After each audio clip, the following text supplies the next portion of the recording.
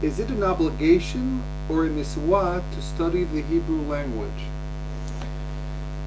Rambam writes in his commentary on the Mishnah, the beginning of the second chapter of Masechet Avot, the Mishnah states, وَهَوَزْ زَهِيرٌ بِمِسْوَاقْ قَلَى كَمِسْوَاقْ هَمُرَى. Be diligent and careful to perform a minor miswah as you are with a major miswah, or that which seems to you more major. شَأَنَ تَيُدَعْ مَتَنْ سَخَرَنْ شَلَ مِسْوَث. Because you do not really know the true weight and import of each miswah. And Rambam writes here, شَرَعُوِ لِلزَّهِرْ وَمِسْوَى شَحُشَّوِمْ بَا شَهِي كَلَى.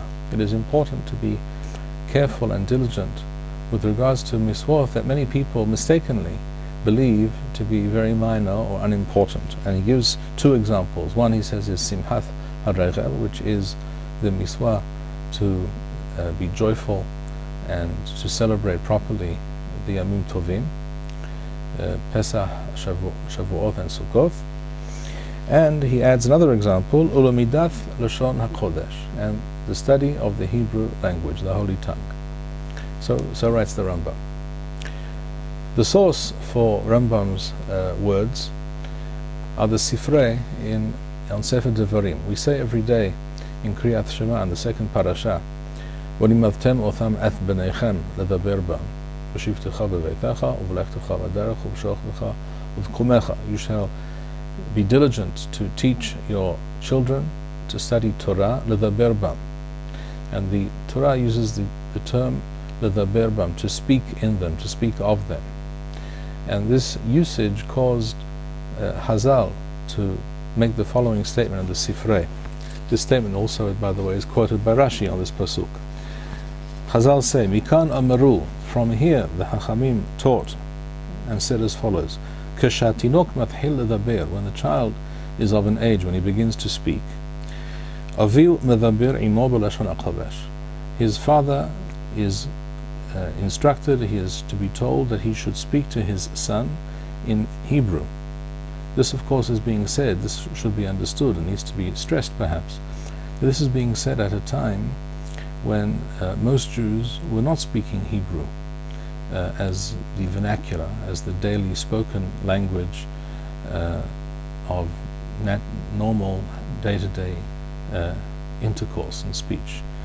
We are speaking here of a period when Aramaic was the usual language of communication, and that is exactly why Chazal stressed that it is necessary for a father to speak to his children in Hebrew, even in a foreign country outside the land of Israel. Even if it is not the normal vernacular, it is very important that a person teach his children to speak Hebrew, the Holy Tongue. Aviu medaber imo b'lashon HaKodesh umelamedot Torah, and to teach him Torah. We see here two separate but of course connected concepts. One is to understand and to know Hebrew, and this is to be done, this can be done only by speaking to the child in Hebrew, not as a language that is learnt in school when one learns Chumash, when one learns the Torah, but to speak to the child at home when the child begins to speak, so that his first words and his first sentences will be in Hebrew, or at least also be in Hebrew. So says the Sifrei on Sefer Devarim, and so writes Rashi. Rashi explicitly writes that a father is required to be Messiah imo b'lashon HaKodesh, to speak, to converse with his child in Lashon HaKodesh. So there's definitely a miswah and a chovah for all of us to know Hebrew, to speak Hebrew and teach it to our children, and of course to teach it to ourselves, that we ourselves be proficient and have a true command of the Hebrew language. And I will give just a few examples to what I refer.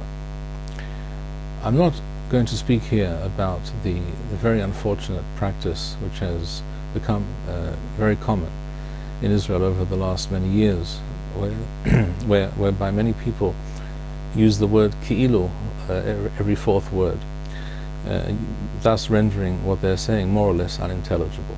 or or the use of the word sababa or other slang terms which are most unfortunate. But that of course is entirely true. These things are to be definitely discouraged, and they're very unfortunate and bad habits. But I'm speaking here about using correct Hebrew words instead of foreign words. For example, telling one's child when there is no hot water, hadlik et haboiler, to turn on the hot water heater, is of course not something we should say in Hebrew. We should say hadlik et hadud. The word dud is an ancient Hebrew word which appears in the Tanakh, and it means a large cauldron for boiling water, and the same word is used for a hot water heating device. So you don't madlik et ha-boiler, you madlik et ha-dud. That's one kind of misuse of the Hebrew language, when we use foreign terms with absolutely no excuse. I'm not talking here about a term like telephone, which is an international word, which is true we could and perhaps we should use a better Hebrew word for the concept of a telephone. But the fact is, for now, that's really not the most critical, the most troublesome of the words that we use in Hebrew. It is much more problematic to hear people speak about a boiler instead of a dud. It is also unfortunate that people say internet when they should say mirshetet, which is a perfectly good Hebrew word for the very same idea. It is also unfortunate that people say shtudel instead of kruchit when referring to the at sign for example, in an email address. And there are other examples which are perhaps even more relevant to this discussion. That is to use the Hebrew language correctly. There are many words, many roots, many verbs in the Hebrew language, and we know them, or we usually have an idea about some knowledge of these terms, of these words, but we tend not to use them correctly. We tend to limit the vocabulary that we use when we speak Hebrew, and this is incorrect and unfortunate and unnecessary. For example, when a person is concerned that they will arrive at a store, shall we say, after it has already closed, in Hebrew many people would say that I'm going to go now, aval ani mefahed, but I am scared, ani mefahed shahanut tiyeh segura. I'm concerned, or I'm afraid, I'm frightened that the store will be closed. But of course, the person is not frightened. The person is concerned about something.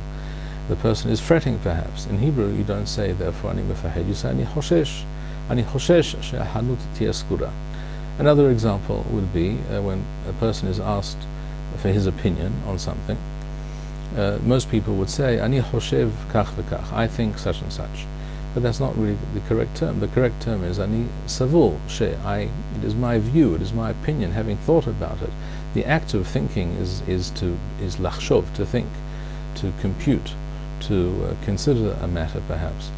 But when one has reached a conclusion, one has formed an opinion, one says, ani savul she, it is my view that, or ani sover she, I consider this to be the right view. There are many words that people, for some reason, choose not to use. Hebrew is a very rich language, and it is our duty to speak it in the most proper, in the most correct, in the fullest manner possible, and to convey this also to our children. Thank you, Rabbi Bar-Hayim.